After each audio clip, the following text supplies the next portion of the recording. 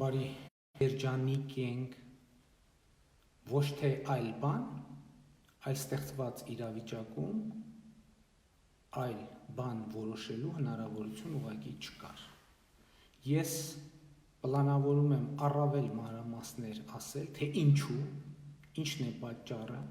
եւ ես վերջին 1 ամսվա ընթացքում տեղի ունեցած իրադարձությունների մասին խոսել մանրամասն, ես հիմա դա անել չեմ կարող մի պարզ պատճառով, որովհետև հիմա այդ ռազմական գործողությունների դադարեցումը process-ի մեջ է, եւ եթե ես հիմա ասեմ ինչ որ բաներ, ուղղակի կարող եմ վտանգել մարդկանց։ Իհարկե, եթե ասեմ ինչ որ բաներ, կարծում եմ շատերին շատ բան պարզ կլինի, բայց ես հիմա ուղղակի չեմ կարող դա ասել։ Չեմ կարող դա ասել մարդկանց կյանքերը չվտանգելու համար։ Այսօր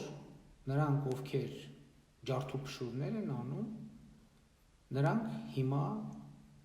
թիկունքից հարվածում են դիրքերում կանգնող մեր տղաներին։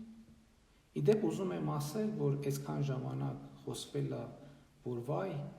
բանակի եւ քաղաքական ղեկավարության միջև արկա, չգիտեմ, այդ հայտնի շրջանակներն են ասել։ Հակասությունները բանակը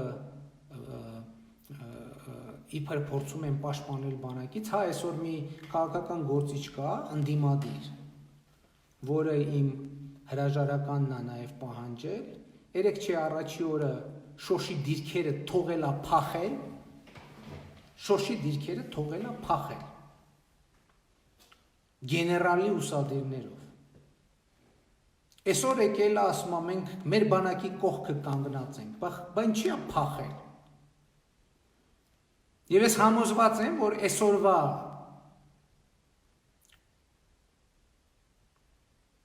կազմակերպիչների մեջ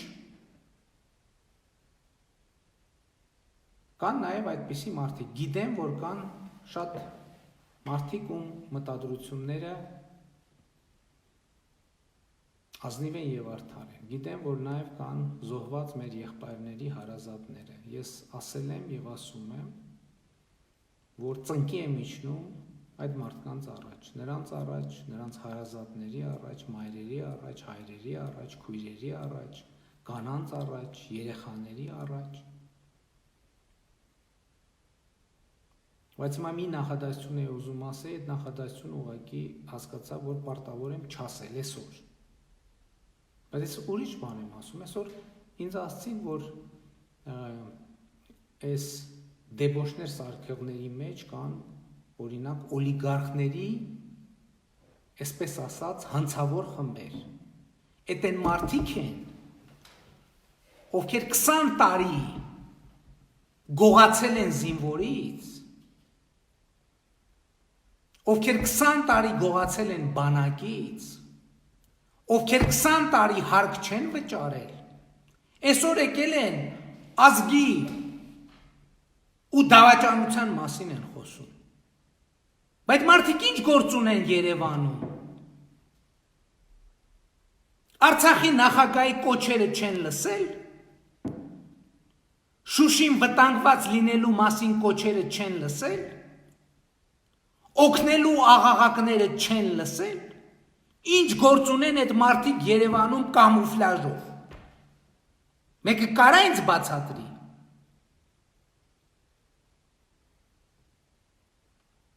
Հիմա նրանք դուրս են եկել լավ պատեհ առիթ է իրանց համար, իրանց թալանածը պաշտպանելու։ Այսօր գիտեք ինչի են այդպես ազատ մտնում այստեղ այնտեղ ջարդուփշուր անում։ Որովհետև ինչքան ոստիկան կա, ինչքան ԱԱՑ կա,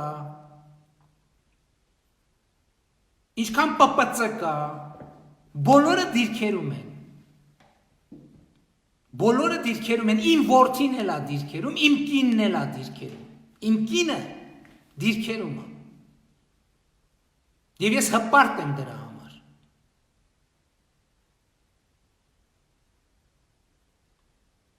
Բայց ես հասկանում եմ նաև, որ պետք է բովանդակային եւ մանրամասն բացատրություններ տամ։ Այդ բացատրությունները ես այսօր էլ եմ պատրաստ տալ, բայց ինչու չեմ տալիս,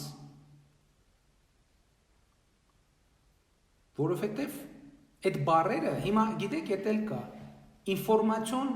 դիսոնանսի հետ կապված խնդիր կա, ռազմական դրության պայմաններում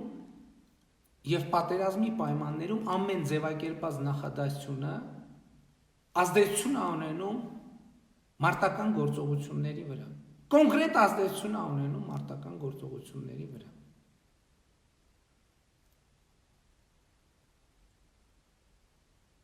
Եվ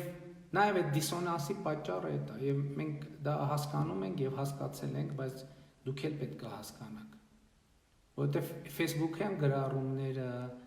ամեն մարդ նախադասությունը ոնց է ձևակերպում, շատ արագ հասնում է առաջին դիրք, և շատ արագ թշնամուն է հասնում, շատ արագ։ Եվ դա պատճառը, որ ես այսօր ուղղակի չեմ կարող ասել այն ամենը, ինչ որ պիտի ասեմ, բայց ես ուզում եմ մի բան հասկանանք,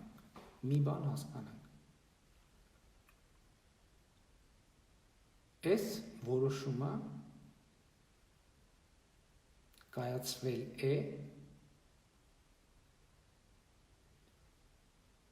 այն ռազմական իրավիճակի վերլուծության արդյունքում և այն մարդկանց գնահատականի և նրանց լսելու արդյունքում, ովքեր ամենաշատն են տիրապետում ռազմական իրավիճակին,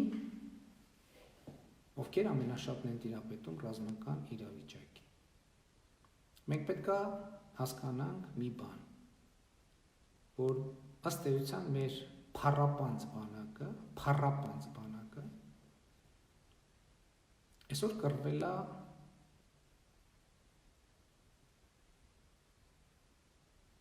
ահաբեկիչների, ՆԱՏՕ-ի երկրորդ բանակի և Ադրբեջանի դեմ։ Եվ ինչու չենք կարողացել մենք այնպես անել, որ այսօրվա թուղթը ուրիշ բովանդակություն ունենա։ Որովհետև 25 տարի սեղանների շուրջ խմել ենք մեր զինվորի ու բանակի կենացը և այդ օղինքին դրված հացը որոշ մարդկանց մասին է խոսքը, գնված է եղել գողացած փողով։ Եվ մենք իմացել ենք, երկար սեղանին նստած իմացել ենք, որ գողացած փողով է գնված այդ հացը, բծախորժակով կերել ենք, հավեսով խմել ենք, հոտնկայս խմել ենք զինվորի կենացը, զինվորին, ոնց ենք կերակրել զինվորին, զինվորին կներեք արտահայտությանս պահել ենք թերմացքներով, զինվորին պահել ենք 80-ականների զենքերով, և մեր հույսը այն է եղել, որ գիտեք ինչ, բանակցային գործընթացում կներեք էլ, այսօր նենց օրա մի քիչ ավելի բան, կռուտիտ կլնենք, լավ 5 տարի կռուտի տեղար, 6 տարի կռուտի տեղար, 10 տարի կռուտի տեղար, 15 տարի կռուտի տեղար,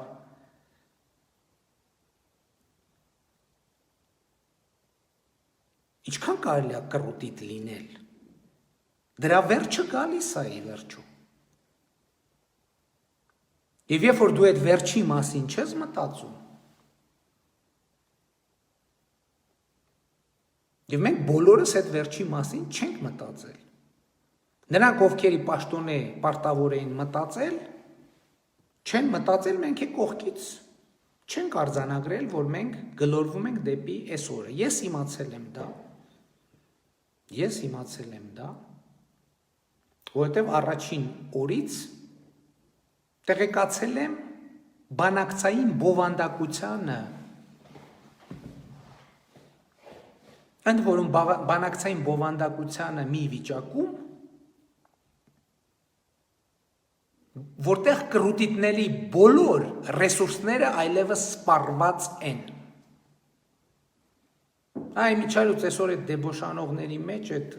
բաների, այդ շրջանակների ներկայացուցիչներ էլ կան, որ սպառված են։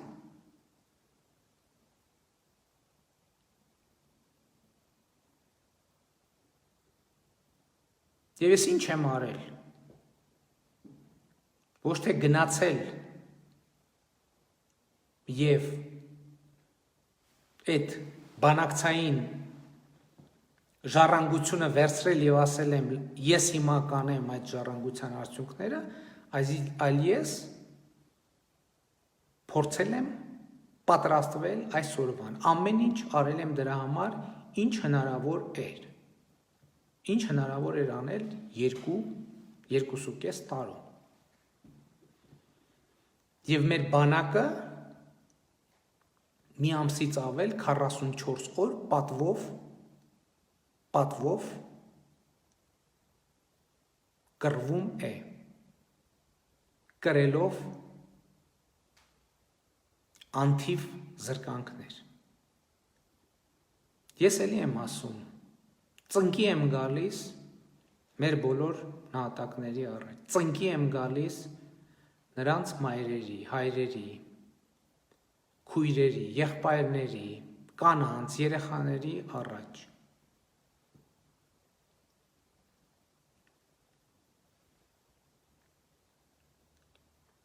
Ես նաև նրանցից ներողություն եմ խնդրում, որ մենք չենք կարողացել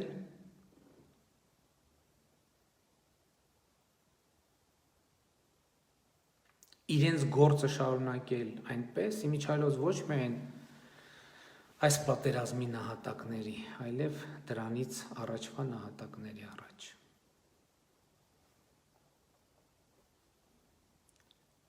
Եվ ներողություն եմ խնդրում նրանցից, որ չեն կարողացել իրենց գործը պատշաճ մակարդակով շարունակել։ Բայց մենք այս որոշումը կայացրել ենք հաշվի առնելով ռազմական իրադրությունը և ոչ միայն այսօրվա, այլև նրա հնարավոր շարունակությունը։ Ես խնդրում եմ բոլոր քաղաքացիներին տուրք չտալ ջարդարարների խմբերին, որտեղ ասում եմ, այնտեղ արդեն ես իմացա, ովքեր են հայտնի կուսակցական շրջանակներ, որոնց մի մասը, օրինակ մարդ կա այդ կուսակցական շրջանակներից, որ հարուցված քրեական գործի շրջանակներում պետությանը 80 միլիարդ դրամի պարտավորություն ունի, 80 միլիարդ, այդ գիտեք ինչքան է, այդ մոտավորապես 175 միլիոն դոլարի կարգի է, այսինքն դա ավելին է, քան Հայաստան համահայկական հիմնադրամի հավաքած փողը, որը պետք է այս տարիներին վճարվեր բյուջե, առնվազն դրա մի 60%-ը կամ կեսը, որտեղ մնացածը տուժ-տուգանք է, որ պետք է դառնար զենք, պետք է դառնար տեխնիկա, պետք է դառնար գիտություն, պետք է դառնար անօդաչու թռչող սարք եւ այլն եւ այսպես շարունակ։ Այդ մարդիկ այսօր դեբոշ են անում իրենց թալանելու իրավունքը վեր գտնելու համար։ Բան են, չէ, 2.5 տարի լցվել են, ասենց ատամները կրճտացնելով, որ ոնց եղավ, որ մենք մեր թալանելու հնարավորությունները կորցրեցինք։ Այո, ես ընդունում եմ, որ մենք այս 2 տարվա ընթացքում չենք արել այն չափի կոռուպցիոն գումարների վերադարձ, որ պետք է անեինք։ Բայց այստեղ էլ, որտեղ մենք փորձում ենք եւ փորձել ենք եւ փորձում ենք ամեն ինչ անել օրինական մեթոդներով։ 25 տարի Հայաստանի օրենքները գրվել են այնպես, որովհետև կոռուպցիոն համակարգագործել, որ առաջին հերթին պաշտպանեն կոռուպցիան եւ կոռուպցիոն համակարգ։ Սա է ճշմարտությունը, եւ ես էլի կրկին ուզում եմ ասել, ես ցավում եմ, որ շատ մանրամասն հիմա չեմ կարող այս ամեն ինչի մասին խոսել։ Չեմ կարող մի պարզ պատճառով, որ դեռ իրավիճակը ռազմաճակատում կայուն չէ։ Եվ շատ կարևոր է, որ մենք հիմա այնպես չանենք, որ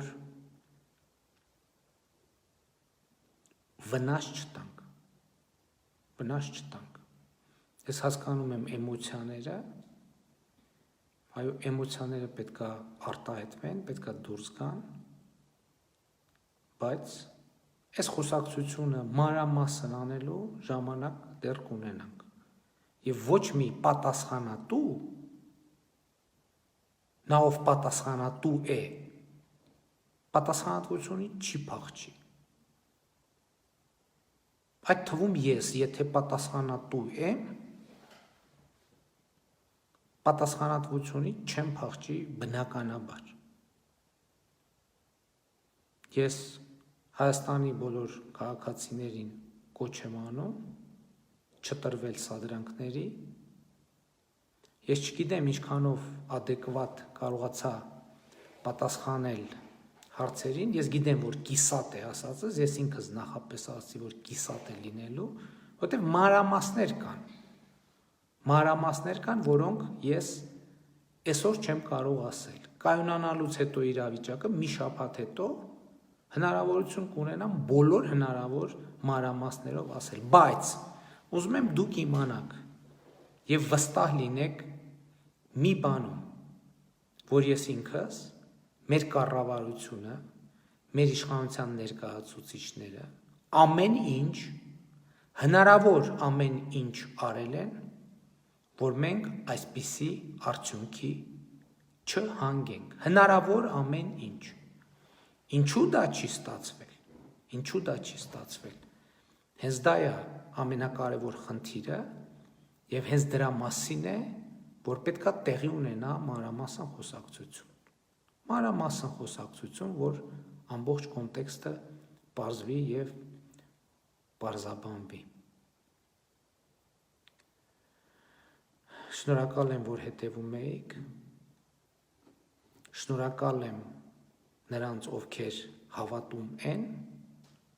շնորհակալ եմ նրանց, ովքեր չեն հավատում, բայց ես ընդամենը մի ակնկալիք ունեմ, որ նրանք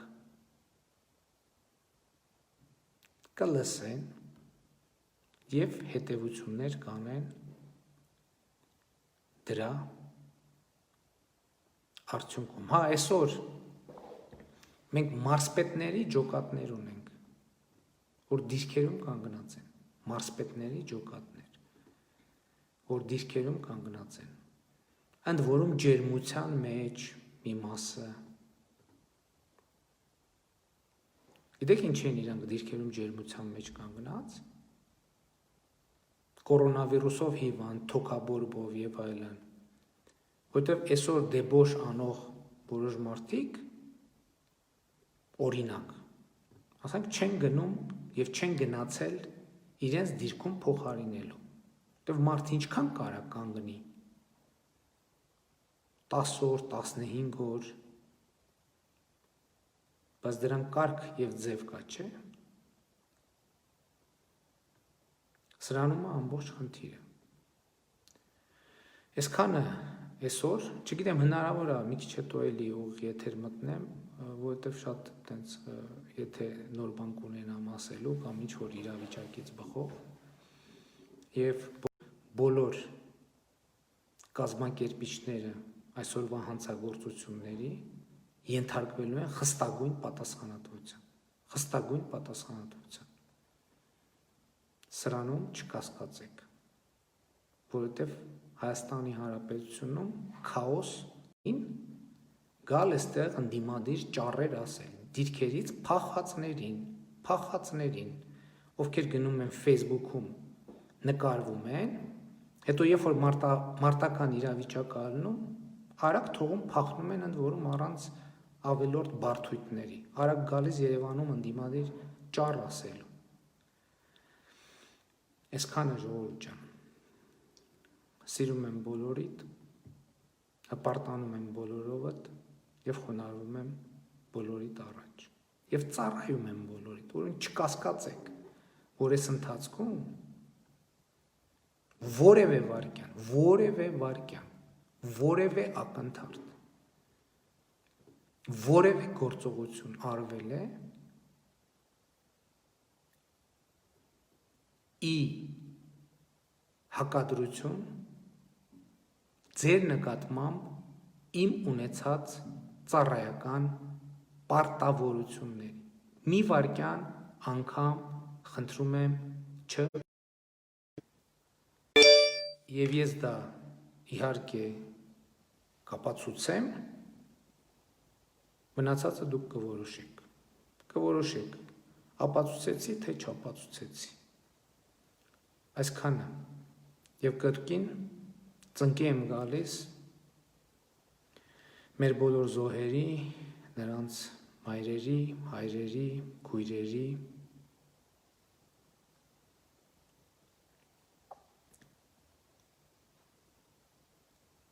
կանանց, երեխաների, եղբայրների, հարազատների առաջ։